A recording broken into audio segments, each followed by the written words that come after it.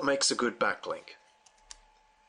Well, high page rank at the homepage level is pretty critical in my view. And given the fact that most of the backlinks that we typically can build with relative ease and speed are inner page backlinks, it's quite important that the page rank at the homepage level is already quite high. What do I mean by that? Well, let's say we're going out and building a bunch of inner page forum profile backlinks. Now, obviously there are a few question marks over the relative effectiveness now of forum profile backlinks, but for the sake of argument, let's assume that we're using those. It's crucial in my view that the home page rank is at least a 4, 5, 6 or 7, somewhere above a page rank 4, in order that the trickle down effect of some page rank from the top level domain isn't too diluted. So for those inner page backlinks, just make sure that the home page rank isn't something like a 2 or possibly a 3. Try to get it as high as possible so that the trickle down effect is greater.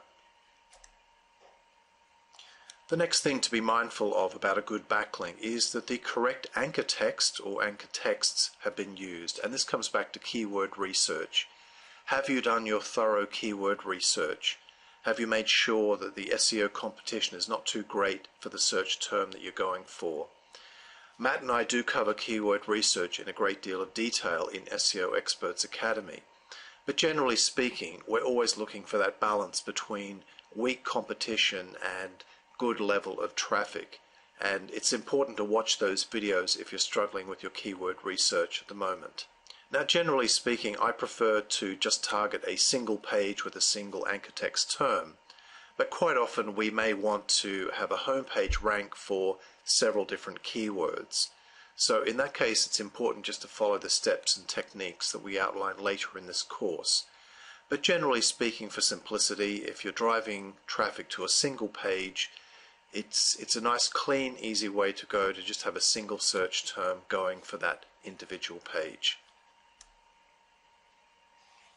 The next important point about a good backlink is that it's a stable link and it won't get removed 10 minutes after it's been built.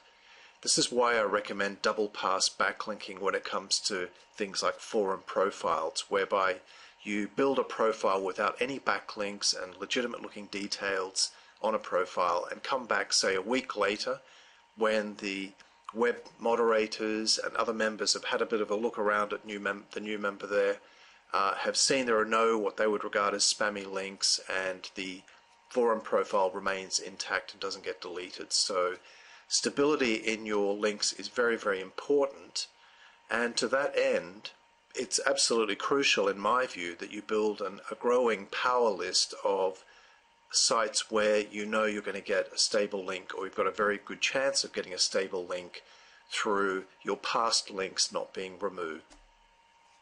It's also important that the page where your backlink has been created has actually been indexed by Google.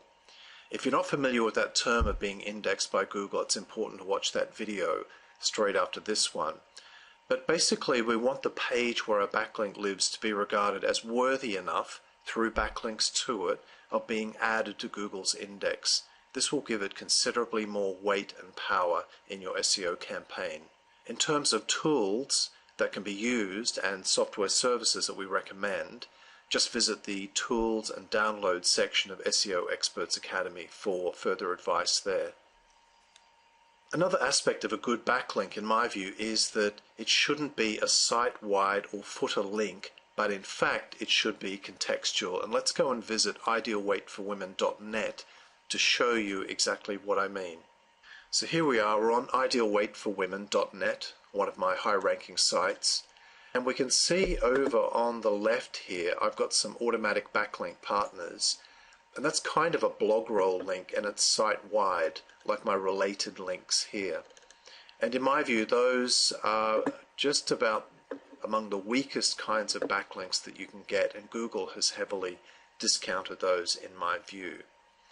On the other hand, if we look here, we can see a contextual link for Ideal Weight for Men here, and by contextual I mean it's actually sitting within the text of the main article or content on the site page. That's the best kind of link, especially on a high PageRank homepage.